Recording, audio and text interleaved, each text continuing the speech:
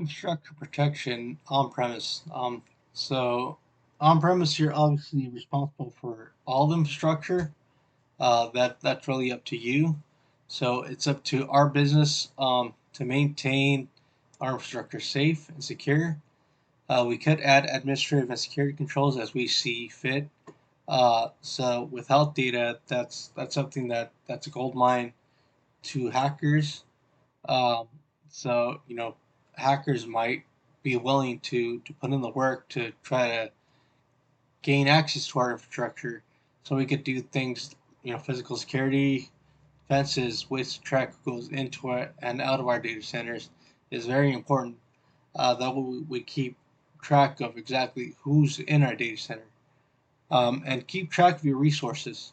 It's very important to keep track of your resources. You don't want some databases sitting out there unpatched and not being taken care of, because that gives them a surface, an attack surface, to get into your network and possibly do some damage. In terms of infrastructure protection in the cloud, so it is a responsibility of the cloud service provider.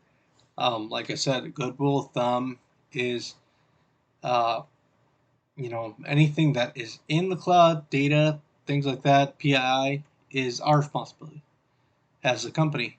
Anything that is a cloud is the cloud service provider's responsibility. Data protection on premise. So the responsibility is on the company. It's always on the company, but especially on premise, you have nowhere to go. Uh, so you must ensure that proper configurations. Configurations is huge on cloud and on prem.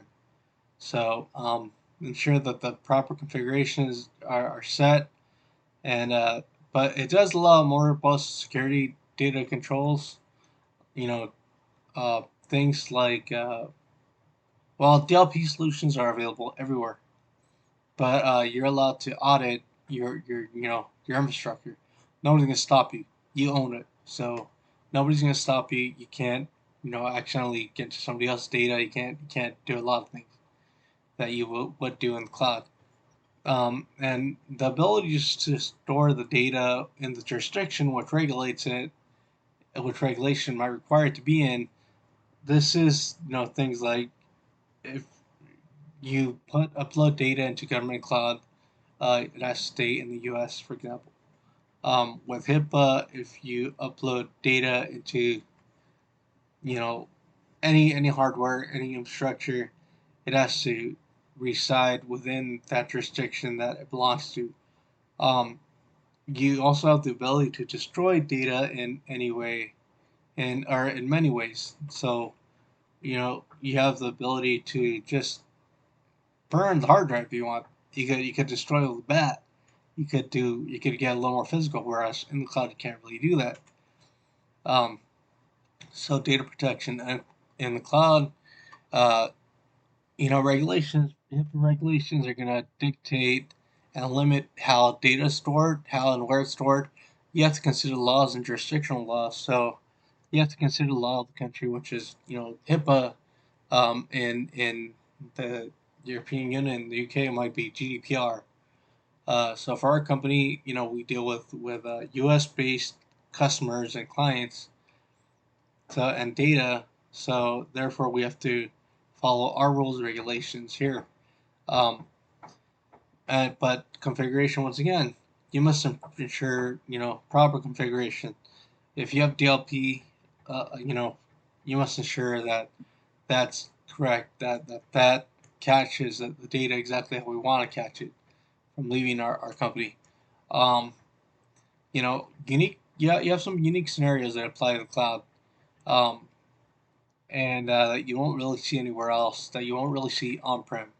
So you have to take that into consideration. Um, incident response. So incident response on premises, you need to start backup somewhere off site. So you can't have your backup in your data center because that wouldn't make sense. Um, you must have some kind of plan of what to do in case of catastrophe, or if you get hacked. This plan overall, you should have value on human life. We should have some type of response to a breach.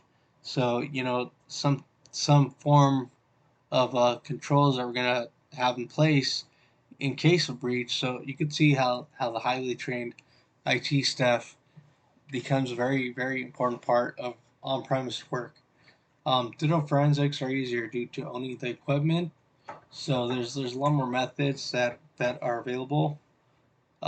Because it's not new technology, or not newer technology. It is new technology. It's all new technology, but it's not newer technology. Um, so incident response in the cloud, you must ensure proper configuration to avoid breaches. Number one reason why cloud gets breached is because of terrible configurations, not your cloud not being properly configured. Traditional IR is outdated in a cloud environment, so you don't have nearly as many resources because there's a large amount of data that the cloud intakes, and this provides a challenge.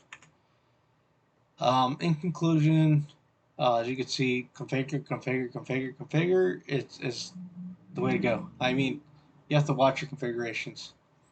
Um, but overall, the pros, the positives, um, supersede the cons. So the pros supersede the cons. So I think a change to the cloud would increase business, would allow us to provide more offerings to our clients and customers, and overall it would show a positive change in our business, and that's the way more businesses are going. So it would allow us to catch up with the growing businesses out there that are already using the cloud.